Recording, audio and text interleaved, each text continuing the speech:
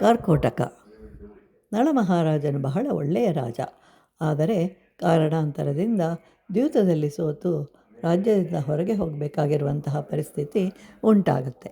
ಆದರೆ ದಮಯಂತಿಯು ನಳನ ಜೊತೆ ಕಾಡಿಗೆ ಹೊರಟಳು. ಕಾಡಿನಲ್ಲಿ ಅನೇಕ ರೀತಿಯಾದಂತಹ ಕಷ್ಟಗಳು ಎದುರಾಗುತ್ತವೆ.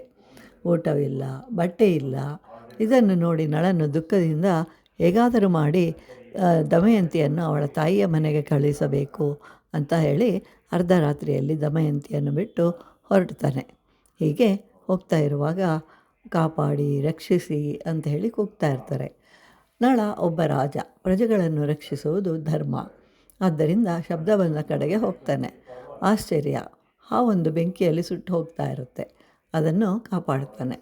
ಆಗ ಕಾರ್ಕೋಟಕ ನಳಮಹಾರಾಜನಿಗೆ ಹೇಳುತ್ತೆ, ನೀನು 10ರವರೆಗೆ ಅಂಕೆಗಳನ್ನು ಲೆಕ್ಕ ಹಾಕು ಅಂತ. ಆಗ ನಳನು ಹಾಗೆಯೇ ಮಾಡ್ತಾನೆ.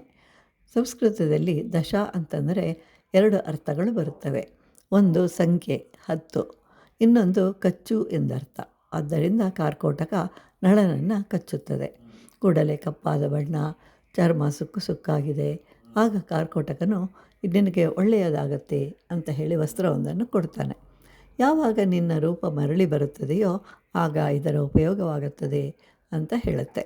ಯಾಕೆ ಅಂತಂದರೆ ನಳ ಅತ್ಯಂತ ಸುಂದರನಾಗಿರ್ತಾನೆ, ದೇಹದಾರ್ಢ್ಯ ಉತ್ತಮವಾದದ್ದು. ಹಾಗೆಯೇ ಇದ್ದರೆ ಎಲ್ಲರಿಗೂ ತಿಳಿಯುತ್ತದೆ, ಈಗ ಯಾರಿಗೂ ತಿಳಿಯುವುದಿಲ್ಲ ಅಂತ ಹೇಳುತ್ತೆ. ಹೀಗೆ ಕಾರ್ಕೋಟಕ ನಳನಿಗೆ ಸಹಾಯ ಮಾಡುತ್ತೆ.